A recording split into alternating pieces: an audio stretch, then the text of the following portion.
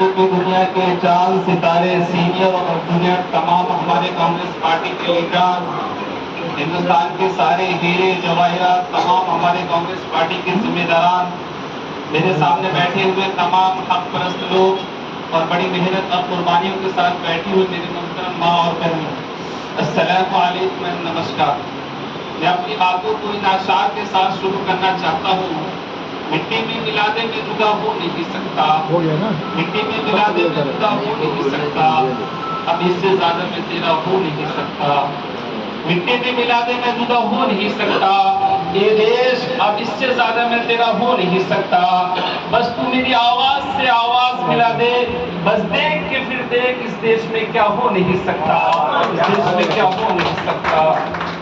دبا کے رکھو گے جس صبر کو خاموشی سے، دبا کے رکھو گے جس صبر کو خاموشی سے، وہ زلزلوں کی کسی دن زبان بولے گا، اٹھے گی کوئی تو آواز بے کسوں کے لیے، اٹھے گی کوئی تو آواز بے کسوں کے لیے، زمین چپ رہی تو آسمان بولے گا، آسمان بولے گا۔ آج ہم ریپبلک ڈے منانے کے لیے یہاں جمع ہوئے ہیں۔ 15 اگست 1947 کو جب ہمارا ملک انگریزوں کی غلامی سے آزاد ہو گیا، انگریزوں کے چنگل سے نکل گیا، اس سے پہلے جب ہم انگریز کے غلام تھے، وہ جو ہم سے چاہتے تھے وہ کرواتے تھے، ہم چاہ کر بھی کچھ نہیں کر پاتے تھے، لیکن ہمارے آباء و اجداد نے ان دشمنوں کو مار بھگایا اور ہمیں آزادی دلائی۔ آج جو ہم اس ملک کے اندر آزادی کے ساتھ رہ رہے، وہ ہمارے آباء و اجداد کے دین ہے، جنہوں نے دشمنوں کا سامنا کیا اور ہمیں آزادی دلائی۔ اشفاق اللہ خان، بھگت سنگھ، رام پرساد بسمل، حضرت ٹیپو سلطان شہید رحمت اللہ علیہ۔ آج جو ہم اس ملک کے اندر رہ رہے، آزادی کے بعد ہمارے ملک کا سنویدھان، ہمارے ملک کا کانسٹیٹیوشن، ہمارے ملک کا آئین بننا شروع ہوا۔ یہ 2 سال 11 مہینے 15 دن کے اندر یہ بن کر تیار ہو گیا۔ 26 نومبر 1949 کو جب کانسٹیٹیوشن بن کر تیار ہو گیا، اس کے بعد 26 جنوری 1950 کو اس کو لاگو کر دیا گیا۔ اس کے بعد اس دیش میں رہنے والے سب پوری طرح سے آزاد ہو گئے۔ جس طرح سے ایک ماں اپنی بچی کی حفاظت کے لیے اسے اپنے آنچل میں سمیٹ لیتی ہے، اسی طرح سے آزاد ہندوستان کا آنچل بنا جمہوریت، اور دن منعقد ہوا 26 جنوری 1950۔ یہ وہ دن ہے جسے وجود میں لانے کے لیے نہ جانے کتنے نونہالوں نے اپنا وجود مٹی میں ملا دیا، وطن کے آبرو کے لیے خود کو بے آبرو کر دیا۔ وطن کا ذرہ ذرہ وہ مرد مجاہد پہ ناز کرتا ہے۔ آزادی اس وقت تک بے لگام ہوتی ہے جب تک کہ اسے صحیح سمت نہ دی جائے۔ جس طرح سے ایک پرندہ آزادی سے کھلے آسمان اڑتا تو ہے، لیکن اس بات کے خیال رکھتے ہوئے کہ شام کو ڈھل جانے سے پہلے اسے واپس اپنے گھر میں لوٹنا ہے، اسی ذمہ داری، اسی احساس کو مکمل ہندوستان کا کانسٹیٹیوشن کرتا ہے۔ اس بنا پر میں خود کو اس ہندوستان کے باشندہ ماننے اور ملک کے کانسٹیٹیوشن، ملک کے آئین پر فخر کرتا ہوں۔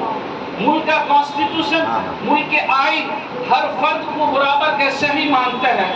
جو طبقہ کمزور ہے اسے کچھ سہولیات کے مطابق اسے آگے بڑھنے کا موقع بھی دیتا ہے۔ ملک کے کانسٹیٹیوشن ہر فرد کو پڑھنے، لکھنے، بولنے، اپنے سہولیات کے مطابق کسی بھی مذہب کو اپنانے کی آزادی دیتا ہے۔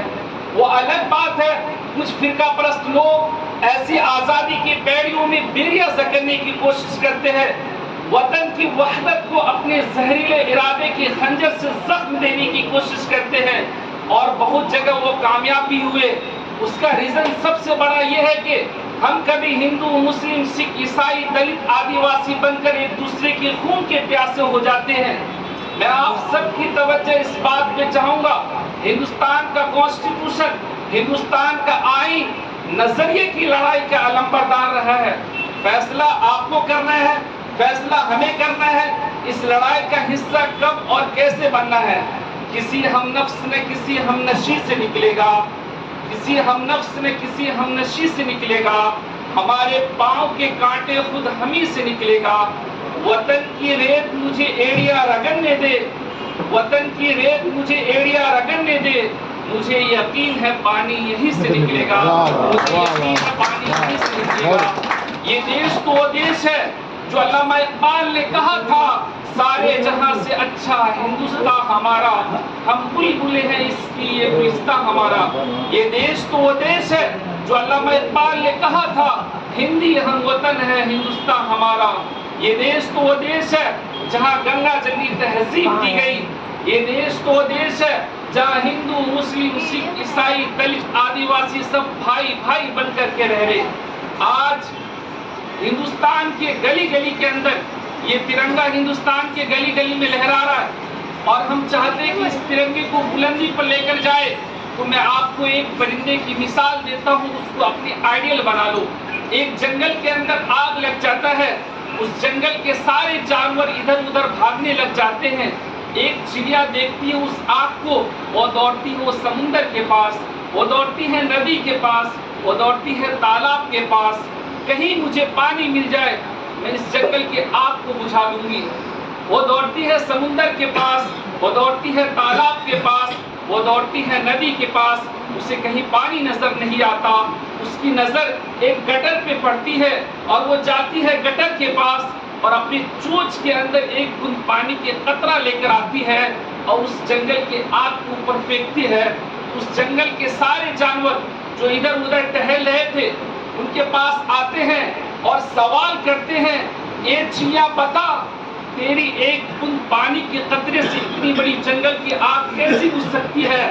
تو وہ چڑیا جواب دیتی ہے، میرے ایک بوند پانی کے قطرے سے اتنی بڑی جنگل کی آگ نہیں بجھ سکتی۔